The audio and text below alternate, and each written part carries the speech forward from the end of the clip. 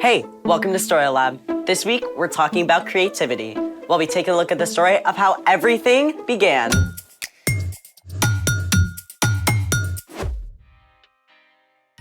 Hey, I'm Skylar. And I'm Sebastian, We're talking about creativity. which is using your imagination to do something new.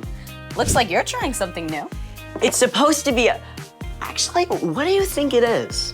Sea monster? No, it's supposed to be me. Oh. I'm a terrible artist. Hey, you don't need to be a great artist to be creative. You can find unique ways to solve problems or encourage people or create something no one has ever seen before. That's a relief. Actually, today's guest creates things no one has ever tasted before. I like the sound of that. His name is Mac. He makes amazing cakes and treats. Please tell me he's going to bring in some of his creations. Yep. Hey, Mac, we're so excited to have you here in the Story Lab. It's great to be here. And we're also excited to have this. Yes. It's a vanilla cake that has a edible drip on it and even has candy on top. And you made this all from scratch, like nothing from a box. It's all from scratch. I'm impressed. Wow. So how did you get started baking? Well, I just made cookies one night during COVID and it was really fun. So how did baking turn into such a big thing for you? Well, one of my mom's friends actually had an anniversary coming up and she asked me to make her a cake. And when she posted it, it kind of just started from there. What do you enjoy most about baking? I really enjoy decorating and bringing smiles on people's faces, especially during COVID. All right, so what are some of your favorite bakes? Definitely a 10-year anniversary cake I did for this amazing organization called Heart for Africa. Basically, they asked me to make this huge 3-tiered cake. It had so much candy and even had donuts on it, but it was so much fun.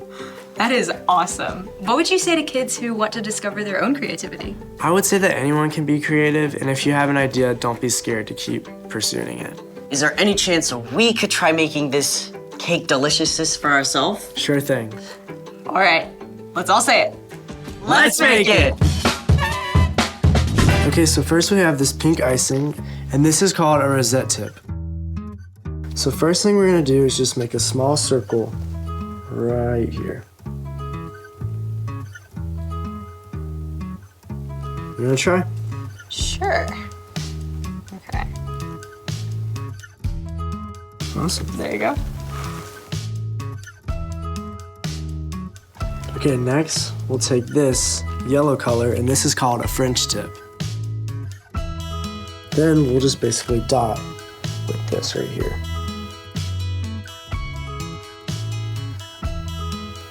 There you go. And there we go. Look at that. Awesome. Next, we have this orange color, and it's just a circle tip. And then we'll basically just use this to fill in any spots that that still have cake.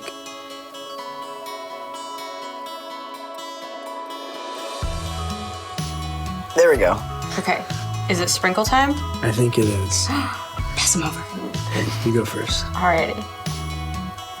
A little bit.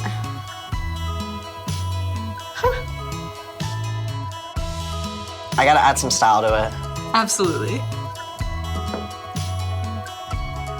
Well, awesome. Well, Mac, it's been amazing having you in the Story Lab. Thank you for teaching us how to decorate cakes. It's been so much fun. Mac, it is mind-boggling how you can come up with something so incredible from nothing. Speaking of which, it's time for... The story before the story. Today, we're in the first chapter of Genesis, the very first book in the Bible. Usually, we do the story before the story now. But today, there is no story before the story. Because our story starts at the very beginning. Take it away. Hey everyone, I'm Erica. Hey, Erica. I need you to wrap your brain around something that seems impossible. Before time began, there was no time. There was nothing. No breath of air, no sliver of light, no thing to think a thought. Except God. God was in the midst of nothingness, and God had a plan, an immense, breathtaking design in mind. God spoke into that dark nothingness and called out. Let there be light. And there was light. Just like a painter splashes color across a canvas, God flooded everything with brilliant light, and God saw. That's good. Then God separated the light from the dark. God called the light day and the dark night. Evening faded to night, and then back to bright morning, the very first day. But God was just getting started. God said, Let there be a huge space between the waters. God made a place for the waters and created a beautiful arching sky above. Day and night made day 2. Then God got to work again and said, Let the water under the sky be gathered into one place. Let dry ground appear. Plains and mountains and valleys rose right up out of the sea. Then God said, Let the land produce plants and trees. Let me tell you, the ground went wild. God saw. That's good. Morning followed evening, day 3. Then God said, Let there be lights in the huge space of the sky. Let them separate the day from the night. God hung up the sun and sent the earth spinning around it.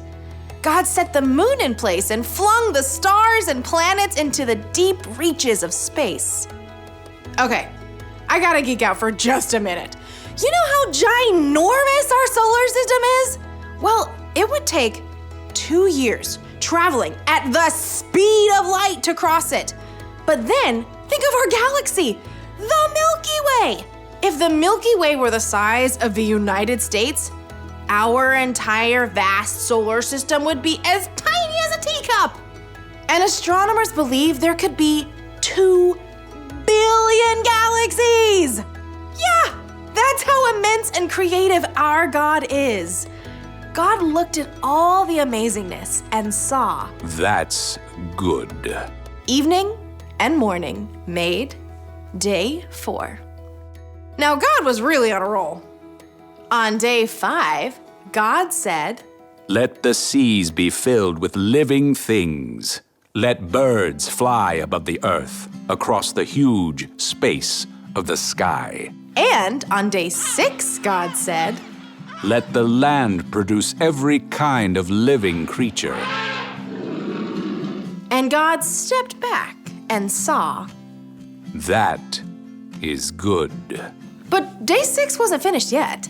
In all this incredible world God had made, there was nothing quite like God. So God said, Let us make human beings so that they are like us. Let them rule over the fish and the birds and all the creatures. God made people to reflect a little bit of who God is to the world. God's compassion and joy and creativity. God said, Have children, so there will be many of you. I am giving you every plant for food. Then God took a look at the whole creation and saw. It is very good. That was day 5 and day 6. And on day 7, God rested from all that amazing, brilliant, creative work. The end. I cannot get past the whole 2 billion galaxies thing. God is so much bigger and so much more creative than we can ever imagine. That's so true. And even though we're such a tiny speck in the big picture, God knows and cares deeply for every single one of us. I mean, He had a big creative plan from the very beginning to one day send Jesus to rescue us. So, What's our part in the story? Well, God made you. And what's more, you're created to reflect a little piece of who God is to the world around you. God is endlessly creative, which means that whether or not you feel like it, you are creative. maybe you can paint or draw or make up songs. But maybe your creativity is a little different, like figuring out unique ways to encourage your friends, Or solving complicated problems. or making peace between people who disagree. Creativity can look like so many different things. If you aren't sure how God wired you to be creative, ask God to show you. And ask your friends and family too. Yeah, they may see something that you don't. I think you got it. Guess what? I'll see you next time. Bye, Erica. So here's the thing. God created you so you can be creative. I'm extremely glad that God made Mac to be creative. I know, right? Thanks for joining us in the Story Lab. See you next time. Oh, good. I know. Here.